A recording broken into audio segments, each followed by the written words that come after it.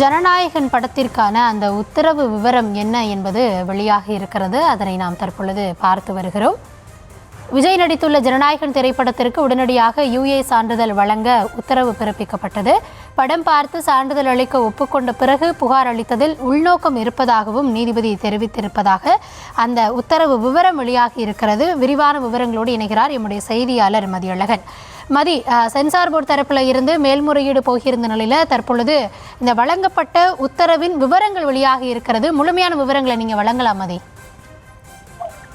ஜனநாயகன் படத்துக்கு உடனடியாக தணிக்கை சான்றிதழ் வழங்க வேண்டும் என்று சென்னை உயர்நீதிமன்ற நீதிபதி PT ஆஷா இன்று காலை உத்தரவை பிறப்பித்திருந்தார். இந்த உத்தரவினுடைய ஆபரேட்டிவ் போர்ஷன்ஸ் மட்டும் நீதிமன்றத்தில் வாசிக்கப்பட்ட நிலையில் தற்பொழுது 39 பக்கங்கள் கொண்ட உத்தரவு நகல் வெளியாகி இருக்கிறது. அதில் இந்த படத்திற்கு சான்றிதழ் வழங்க உடனடியாக சான்றிதழ் வழங்க வேண்டும் என்று உத்தரவிட்டது ஏன் என்ற ஒரு கருத்தை எல்லாம் நீதிபதி இதில் குறிப்பிட்டிருக்கிறார். அதில் படம் பார்த்து சான்றிதழ் அளிக்க ஒப்புக்கொண்ட பிறகு அந்த தணிக்கை குழுவை சேர்ந்த நபரை புகார் அளித்தது உள்நோக்கம் கொண்டதாக தெரிகிறது. மோட்டிவேட்டட் என்ற ஒரு வார்த்தையை நீதிபதி பயன்படுத்தி இருக்கிறார். அதே போல படத்தை பார்த்து சான்றிதழ் அளிக்க ஒப்புக்கொண்ட உறுப்பினர் பின்னர் புகார் அளிப்பது என்பது ஆபத்தான நடைமுறையை ஏற்படுத்தும் என்ற ஒரு கருத்தை நீதிபதி தெரிவித்திருக்கிறார். மறு ஆய்வுக்கு உட்படுத்த தணிக்கை வாரிய தலைவருக்கு அதிகாரம் இருந்தாலும் கூட சான்றிதழ் அளிப்பதாக ஒப்புக்கொண்ட பிறகு மறு ஆய்வுக்கு அனுப்ப தலைவருக்கு அதிகாரம் இல்லை.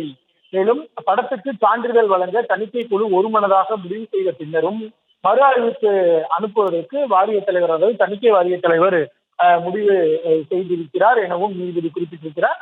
படத்துக்கு சான்றிதழ் வழங்குவதாக 22/12/2025 அன்று கூறிய நாளே தலைவருக்கான, அதாவது தணிக்கை வாரிய தலைவருக்கான அதிகாரம் என்பது முடிந்துவிட்டது.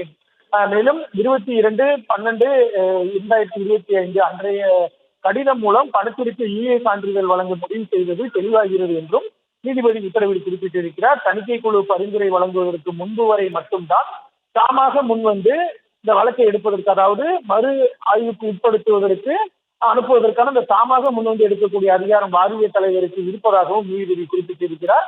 சான்றிதழ் அளிக்க ஒப்புக்கொண்ட பிறகு மறு ஆய்வுக்கு உட்படுத்த வாரியத்துக்கு அதிகாரம் இல்லை என்றும் நீதிபதி குறிப்பிட்டிருக்கிறார்.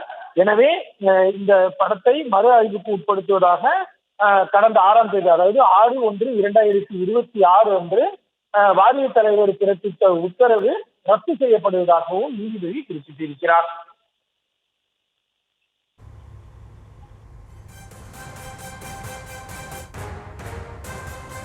தற்போதைய விவரங்களுக்கு நன்றி மதி.